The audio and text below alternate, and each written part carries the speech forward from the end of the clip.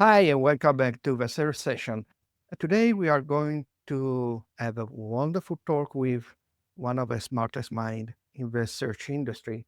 She is a person that was talking about mobile when nobody was caring about mobile. She also was one of the first, if not the first, saying that mobile indexing wasn't just about mobile indexing. And she is also the inventor of the term Fraggle in SEO terms, Fraggle, and that became something not just related to Muppet, but to those all features that we see in the SERPs and are substantially obligating quitting clicks to the classic organic search results. I'm talking of, surely you already guessed it, I'm talking of Cindy Krum. Welcome, Cindy. It's a real pleasure to have you here at the research session. Good to see you. Oh, Thank you. we are living strange days in the search world, no? Yes, very much. Yeah, because I'm surely you know it, but also here in the European community countries, now we are living the AI overview situation because we were safe from AI overview because I think of legislation issue of the European community. But now for 3 weeks, also here in Spain, in Italy, in France, and other countries in UA, we are living the AI overview. Welcome to it. Yeah. So let's start immediately, go to the beef immediately. I had a recent discussion with friends of mine, a dear friend of mine, of okay, now we have AI overview. Google took a long time, almost 1 year, to to test it with SGE. And for a couple of months already, Google started test AI mode. So we were guessing, trying to guess, is maybe Google testing AI mode to substitute it, to substitute the classic search we know with directly AI mode? My answer was yes. Yeah, It it's more to it. I have a big theory. Oh, let's see. Let's talk about your theory because let's see if it's matching with mine. Oh, wait. Do you want to go first? Yes, I mean, surely it's not so sophisticated as yours, but I think that Google is going. We see so many signs. We had obviously AI overview in the Google.com in United States. We also have this fantastic link at the bottom of a SERP for seeing search results without personalization, which means that Google is super personalizing even more the search results for everybody. Then we also have all this buzz, and not only from Google. You surely saw also the tweet that I sharing with the post on X that I share in these days about the memory. There is a lot of talk about memory, and this is a characteristic.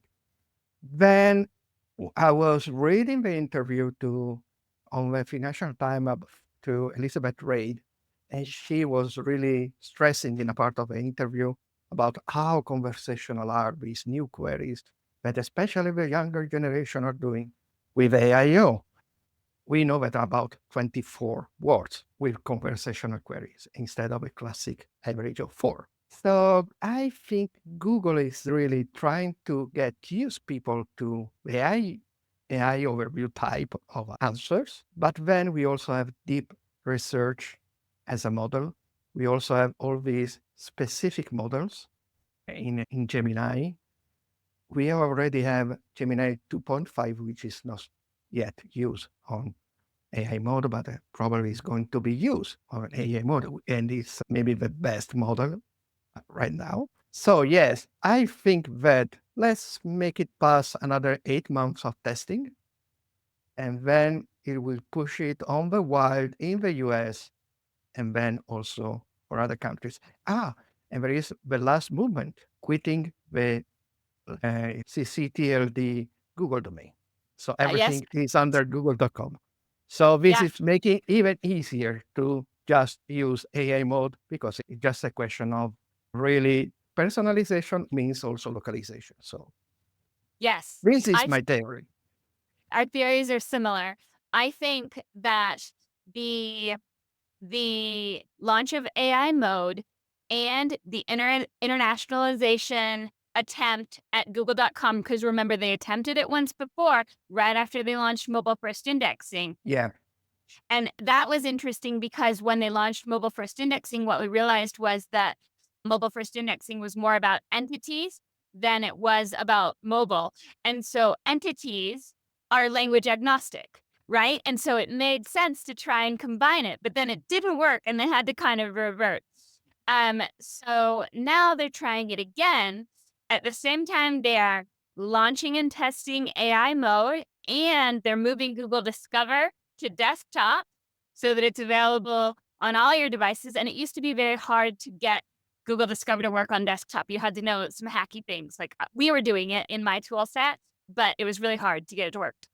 So when you have all of these things happening all at once, is not an accident, I think. So I think the internationalization of Google is going to probably be rolled in with AI mode and with Google Discover because Google Discover is built to learn about you and like AI mode and any kind of AI overview is going to be more useful, more appreciated, and more monetizable by Google when it's personalized. So I think the ultimate goal is to not have those three experiences, but to have them as one. That's my theory. Yes, I agree. And then there's always this question, how can Google monetize? Because obviously Easy, now, easy. and then I'm not at all an expert in everything paid search, but I follow its evolution. And I know from my friends in the PPC world that now with things like PMax, all these kind of things, they are all AI based. And Yes. and so it and because they are really personalized type of ads with the hyper personalization we are going to live, then it would Yes. be easier to insert the ads contextually. Yes, but also think about combining what we know about what's happening with PMax and the AI controlled ads and what we know about what Google has said about the different language models that are used, especially Google Mum. So, this is what I've been talking about on stages recently. So, Mum stands for Multitask Unified Model. A lot of people mistake it for multimodal unified model, and that's reasonable because in the explanation of what Mum is, it's multimodal. But remember, Mum is basically Google's way of taking different kinds of information around a topic and forming it into kind of a story, what they call a journey, right?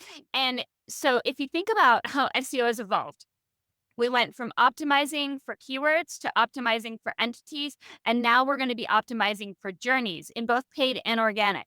Because when the AI in the paid side knows what kind of a journey you're on, and when the AI in the organic side knows what kind of a journey you're on, they're going to be able to serve you the results that suit you specifically better than just a blind kind of non-personalized result. And I think Google's been trying to get here for years, but they haven't been able to. And they have this thing that they've talked about for years too called the creepy line, and they want to not cross the creepy line. And so I think they're trying to kind of warm us up to it with AI overviews and AI mode and Google Discover as something separate. So I don't think this is going to happen all at once, but I do think that's the final goal. It's Yes, been because the final goal since it was Google Now and since the previous iterations of Google Discover. oh yeah, yes, but because when we see all these things, I still think that Google in reality already show us in the last Google I/O what it wants to do. You know, when it Yes. was presenting this I need to do yoga in somewhere, this very long query. Then it was really creative SERP on the go because you Yes. were conversating with Google and it was showing elements taken from, and this is also another thing we should remember, that Gemini is everywhere. It's on Gmail, on Google Maps, on Docs, and so on. So with connecting all these things, being the user ID inside, the connector of all these things, it could create what it was already showing last year in the Google I/O because it can take, okay, I know where you live, I know what are your plans, I know what are your interests, and blah, blah, blah. And so creating for you the perfect page Yes. according The to Google. perfect Because, page. yeah, and that's why, and this can be somehow a sort of huge headaches and stress for people because for SEO, because I'm also thinking that we should, and I'm preaching this for a long time already, that we must optimize for search journey or for the Yeah. potential search journeys. Uh, Yeah. And so the way that I've been describing, maybe this will help you when you're talking to people, because the way I've been describing journeys as we have the entity, which is like a concept, right? It's not language specific. It can be translated, and Google understands entities at the topic layer. And then we add keywords. Keywords kind of describe the entities in the different languages. But the journeys that are associated with entities are kind of the same in every language. And yes. so the journeys are kind of like modifiers to an entity. The example that Google gives is Mount Fuji. And they say we might want to hike Mount Fuji, we might want to paint Mount Fuji, we might want to study the flora and fauna on Mount Fuji. And these are all different journeys and they have different end goals, like when you're searching. So if you want to hike Mount Fuji, you might be searching for airplane tickets, maps, and a Boots. hotel, The and example was using also the the boots what? for the shoes for Yeah, hiking. hiking boots. Yeah. And so when they know what journey you're on, they can get you into a funnel that they've monetized. And hotel, they've already monetized. Shopping, they've already monetized. Videos about how to hike Mount Fuji and what you need to know, they've already monetized. So they're just trying to figure out what journey you're on so that they can get you into a funnel where they can make more money on you or your data, where they can either gain data or make money on you or both. Yes, yes, totally. And in fact, this is somehow something that I already do with my clients. Then I'm going to tell you something that came out as a question from my side to Google, to John Mueller and the Googlers in Madrid as a central related to these entities are language agnostic. And so coming back, Google is already suggesting us what can be the search journeys. It does it with the topic filter, with related searches. So this is somehow the kind of information when I say you must really look at the SERPs because the SERPs are really hinting you what you should target Yeah. as a topic and subtopic, blah blah blah.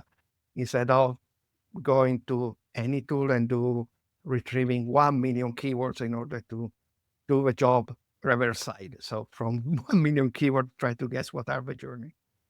And this is, and actually it's working well. I mean, it's giving results. So going back to the entity language agnostic, as I told you, we start to have AI overview in Europe, but Europe means for Spanish, for Italian, French, all these kind of language, which are not English. However, if you remember when Google announced it, AI overview for big country like Spain and Italy, it says AI overview will be available in its local language and English. What happens? That, for instance, if you start to do a search and there is an AI overview, sometimes Google present mention, citation of websites that are in English with G translated in Spanish or Italian.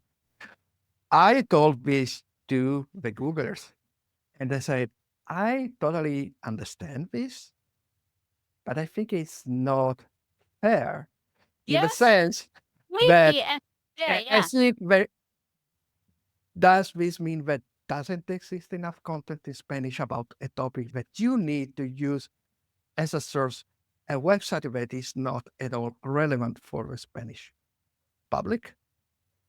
So this is, from one side, it's an example of what we were saying or everything before, but this is also a problem. The classic Fuji example, it was saying, we will probably show you content from a Japanese website translated to your language because a Japanese surely has more experience about the Mount Fuji than. Hey, so do you really think that's true? I'm not sure that's true. I think that the Japanese site obviously would have the best insights and the best information, but they might be the hardest for Google language processing to deal with. Totally, totally. All the Oriental, because obviously Google is based on a Western language. And Yeah. many So, times also, Gary Hill is always stressed out about the difficulty that yeah. Google has with Oriental languages. So it's So, yeah, extra yeah. But maybe power. that's why we are testing this with Yeah. non English Western language. Yeah, yeah, because that's I mean, they have to cut costs somewhere because AI overviews are expensive to create. And so if they're doing all this live like translation and figuring out what language do you speak and what language has the best information and stuff like that's just so much work where they can build that information and that background up eventually over time, but doing it from the beginning is hard. They're probably going to lean harder on stuff that's natively written in English because it requires less effort to parse it and process it. And that's sad. That's sad for a lot of companies. Yes, it's sad for the local companies because it's quitting. Okay, we know it was coming out quite recently, one of the many studies about AI overview, that is saying when AI overview is present, we have 45% of less click in general. So we. This is probably why part of why it took longer to roll out AI overviews and AI mode in Europe because there's so many different languages all together and they have the legal stuff going on. Yeah. So they're like, let's just pump the brakes. Let's wait a little bit. And it gave them a little bit of time where they're not showing all content that was originally in English, but they might be more likely if you're searching in Italian for content that is probably written in Italian, that's easier for them too. If you're searching in Japanese for content that's written in Italian or vice versa, that's going to be harder. That's a harder match to make, right? They're going to have to, like, the confidence threshold to get there is harder to get to. That's Oh, totally. And then another added difficulty is going to be how to measure, because obviously, if everything is so personalized, how can you measure? The classic rankings are not going to be useful in some way. yeah, That's why there is a sort of stream thinking on many SEO, and that can include myself inside this. It's more about visibility, to calculate visibility. The problem is how you can calculate visibility in an environment that is so strongly personalized. yeah, Because if the pendulum is 90% personalized and only 10% neutral, because maybe it always happens that we do always at least once a day a search about something that we never search. So in that case, I can understand this. That could be a sort of neutral. But just after the first clicking, that first neutral, let's say, answer, AI answer, immediately becomes personalized. So it's the problem. I think that maybe the more than being visible, because for being visible, you optimize for search journey, for whatever you for multimodal in the sense of multimodal classic image, video, more presence in Google platform, optimizing for the Google platform and ecosystem. But then measuring maybe is going to be the most critical headache and problem. if it's possible at all, right? It's going to be, we're already working with very approximate numbers, I think, in a lot of cases. And we're trying to put a lot of trust in numbers about rankings, numbers about impressions and clicks and stuff like that. But so much of that data is either straight from a Google API that they say they're already kind of messing with the API a little bit, or it's from impressions and things like that are sampled either in Google Analytics or in Search Console. So we're already working with highly sampled like data that might not be as accurate as we think. And I think this is going to push us even further away where you're right. We are going to be focusing on basic visibility, but then also I think we're going to be starting to map the different journeys, like the different entities that we're associated with and the different journeys that are possible there. And then what you do is you figure out, how does Google understand this journey, or does Google even know about this journey? Maybe you need to get Google to understand the journey if it's not something that they understand yet. And then figure out, where is Google sending people that are on this journey? Are they sending them to YouTube? Because if they are, go rank in YouTube. Are they sending them to Merchant Center? If they are, then go rank in Merchant Center. So I think it's going to have to break things down. And then sometimes you get better data in YouTube and Merchant Center than you would in Search Console, or at least, possibly more actionable, more specific data and more specific errors and things to fix. So that's an interesting potential future case, right? Yes, and I think another insight from the Google Search Central in Madrid, that Google always says, no, we don't put AI mode is in Search Console along with the classic web data. And people like me, like Aleida, our common friend Aleida Solis, and many others always stress, Googlers too, we need to have this data because it's the last core update, the March 2025, so essentially could be called AI overview update because the boost in numbers of AI overview has been dramatic. I saw it for a client in the UK who was already very visible on AI overview and started to be hugely visible on AI overview, thanks to that search journey work that we did. But and what the Google says, because there was Moshe something, I don't remember his name, the product engineer of Google Search Console. They say, at this moment, literally, at this moment, we don't want to create a filter for AI mode. But at this moment, for me, it's the keyword, because then it will come a day when they will feel confident and maybe they will stop the impressive number of tests we are doing on AI overview right now. Still, that they will create, as we have discovered the news, AI overview, and maybe it will become AI mode filtered view of the traffic. Because if not, if they don't do that, I think a revolution, a new French Jacobin revolution from all the SEO, but also all the business owners is going to explode because without data, you cannot do anything. But maybe that's part of the point, right? Maybe they want to push everyone, including the SEOs, towards PPC, where the data is much more accurate and pristine, and where the traffic is much more controllable just by turning up your bids, and Google makes more money there. So I think that Google, is starting to behave much more like a business that's here to make money rather than a utility that's here to improve the world. And people need to be realistic about this. If Google can make the data that we're operating on less and less valuable unless we're in the paid side of the equation, they might do that just to, encourage people to do paid. Yeah, I totally hear you. And when I'm in my more conspiranoic state of mind, I tend to agree. But I still try to have a Dina, positive expectation in the future because, I also think that to be so greedy for Google, would it be an advantage for them? Because with all the bad reputation SEO has, and was able also to create with some kind of action.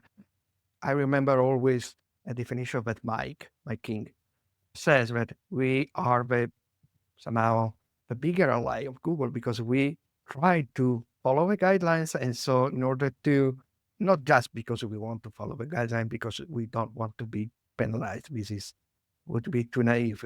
We follow the guidelines because we know that we follow the guidelines, we can push our clients higher in visibility.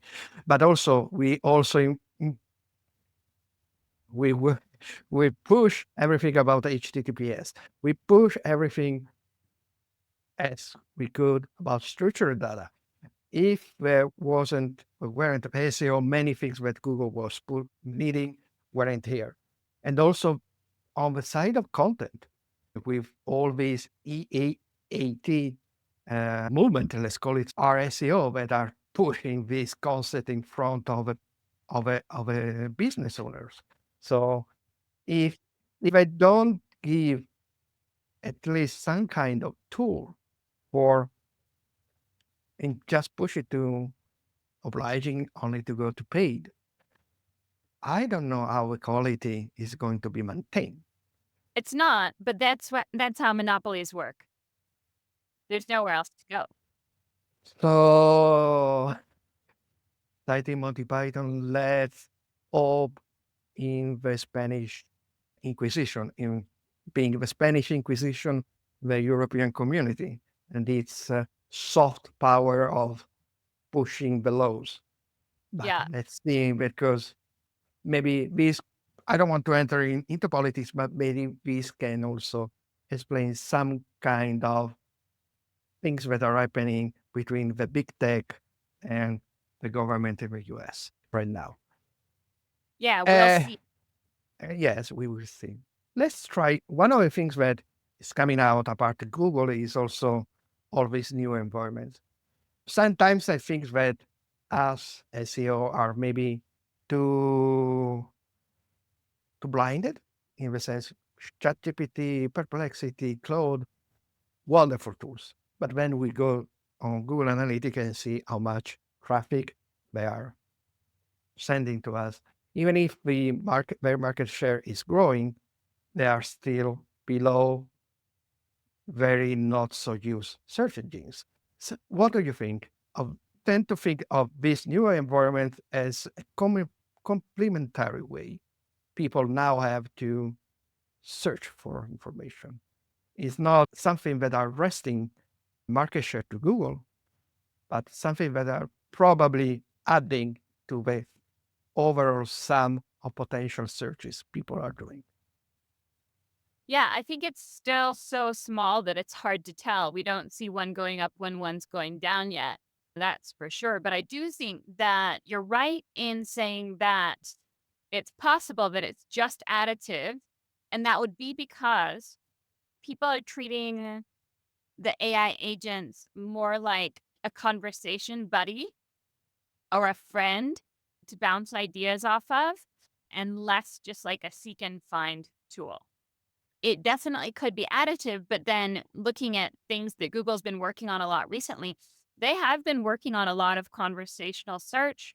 And so I think Google wants to be there. And I think that's part of the vision that I was talking about, where when you combine all the different Google utilities right now, they could make it much more conversational when they have more of your personal history being fed into AI overviews and less kind of broken up experience with search and AI overviews and AI mode and Google Discover. That will ultimately be something that's capable of being more conversational. Yeah, in fact, there is another theory where, especially in the Italian community, we are chatting and hypothesizing is okay, when we will see that we are passing from the experimental phase that we are living now to the okay, now we are living in the future. Future is now.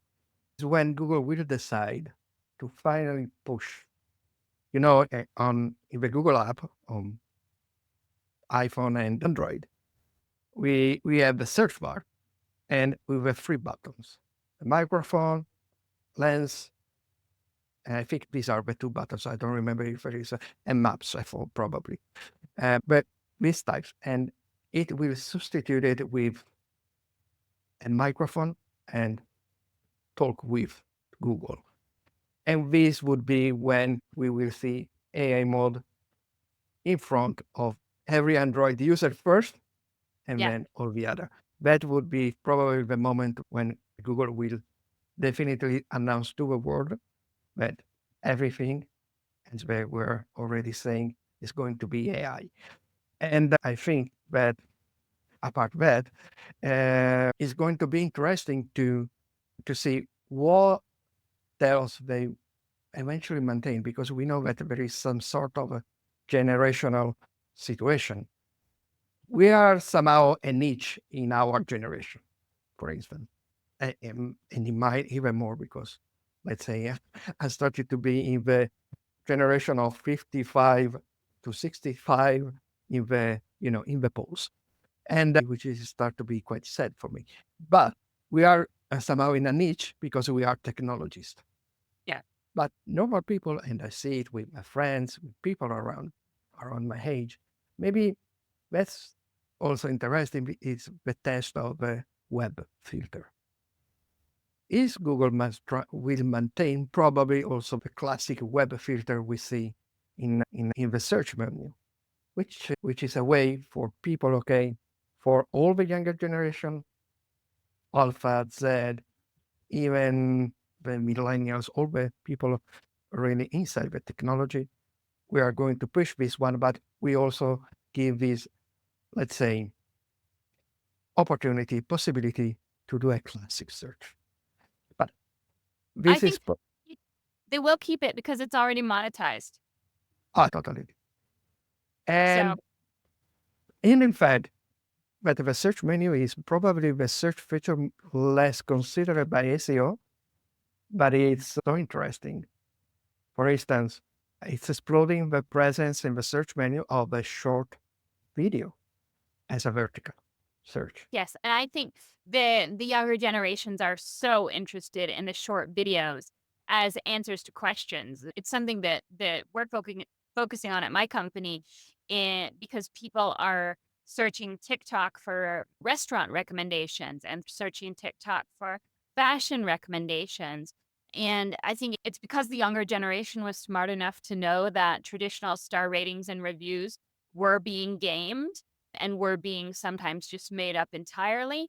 And so it's harder to make up an authentic uh, person on TikTok with a following and a focus and, a topic of specialty. Not that AI won't try. There are already places where you can make an AI influencer bot, but you will be able to tell the difference between the real influencers on TikTok and people using TikTok as a search engine and the AI bot influencers that are doing the same thing. That to me is, it's a bit grit, I think. It's a bit dark to think about how many influencer videos you could make if you don't actually have to have a human in it. You can just have an AI that looks like a human with a bunch of scripts that are spun up by a different AI.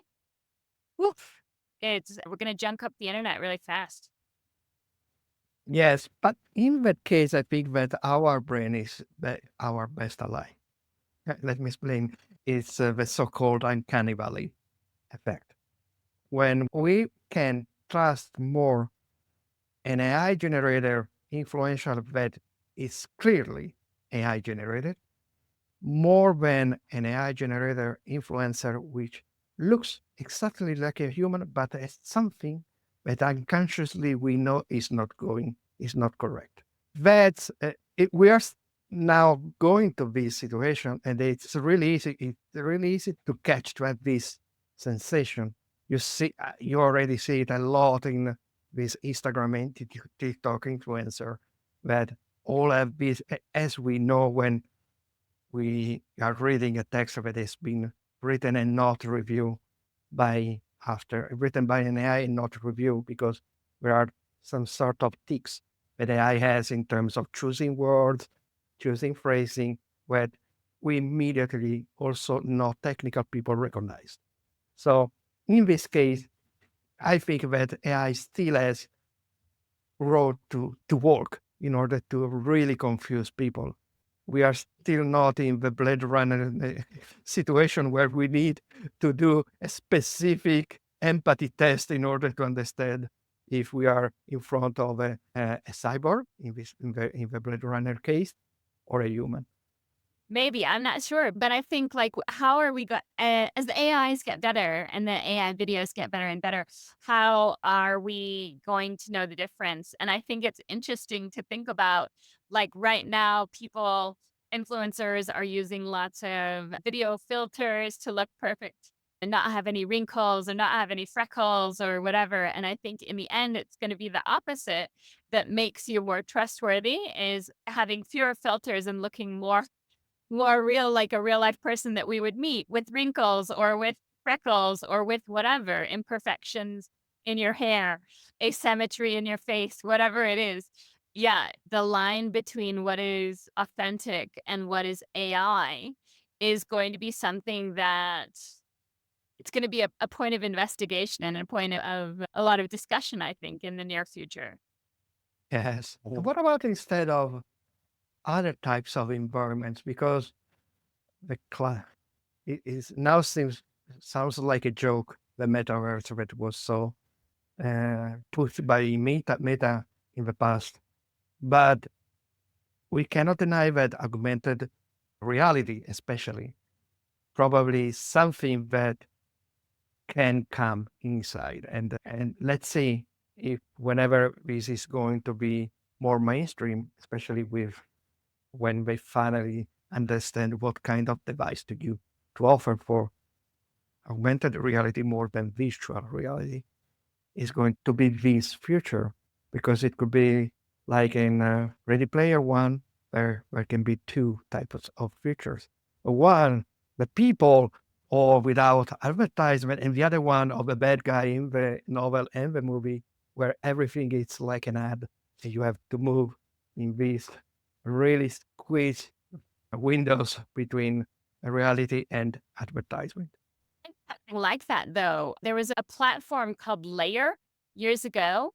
And Layer used GPS coordinates to associate different, usually APIs, with your visual reality. So you would hold your camera up, and if you turned on a different layer, like let's say you turned on the restaurant layer or maybe a open table layer, then it would, and you looked at your camera through your phone, it would say, this is a restaurant 5 stars. You can click here. This is a restaurant 4 stars. It serves Italian food. And then you could turn on multiple layers at a time. So you want to see restaurants and you want to see, I don't know, bars, or you want to see movie theaters. You could turn on both layers. You could zoom out. You could do a overview, like looking from the sky and see like, oh, the restaurant and the theater are right next to each other. And this one's Italian, whatever. Or you could just do stuff that wasn't monetized, that wasn't to do anything with a business. So for instance, if you're walking around a new city, there were layers that were just like historical walking tours that would either send you on a set path, go 1, 2, 3, 4. And then when you get there, you see the thing, but then you also see a version of it when it's painted a different color or when it's painted with a lot of colors, or you get the history of that particular thing. So I think that there's the AR, the VR, and all of that could come together with the new wearables, like what you talked about, and like the meta glasses. All of that's fascinating and will probably give us more places where we can optimize, hopefully, and interact with customers in a different way. So the future, can seem overwhelming for sure, but also still kind of fun. I mean, surely it's going to be fun. And surely more exciting than optimizing title tags. And sincerely, it's going to be, that I worked many years in the TV and movie industry. And it's really reminding me of something like when you creating content, but when you are creating a movie or TV series, you really need to know the technique, because you have to know what camera to use, what things you have to do in post production and practical design, etc., etc., etc. But then you also need to have a story to do a great movie. But even if it's a blockbuster, it must be an entertaining blockbuster. So you have to know how to target your audience and what to offer to your audience. So it seems that the web, in this sense, so our work could be something like this. So technical, because Yeah. we really need to know the technique, moving all the things, but really offering our knowledge of a technique in order to push further the creativity of a marketing team of our clients or our company. And regarding the things, the example you were doing just before, I think that Google could maybe do it too, because when you are working with maps, you can put the view in maps Yeah. like when you're working. So actually, Yeah. Yeah. then combining with Lens, Yeah. Yay. It already exists on Android. yeah, okay, perfect. I mean, I think I could spend another couple of hours having this talk with you. I always love to talk with you about these things, and because even if we have somehow a common vision, you always are able to expand this vision. So before closing the conversation, as I already done with all the other guests before you, I want to do a very quick question. You must answer almost without thinking in order to know you better as a person, as the Cindy Krum, not thinking about SEO. So, are you ready for this? I'm ready. Okay, so let's start. What is your favorite preferred season of the year? Season. Spring. Oh, cool. So now you're getting happy. Yeah. And what is the food that you don't like at all? Oh, I eat most food. I don't like things that are very spicy. Very, very spicy. I don't like. Oh, so when you're traveling in the east or in this country, you are able because everything very spicy. Yeah, I don't mind herbs and spices. What I mind is hot. Wow, okay, like the uber super mega chili things. Like tang hot. Yeah, No. yeah, yeah, yeah. And what is the latest not marketing related book that you have read? Oh, I read so many books, Gianluca.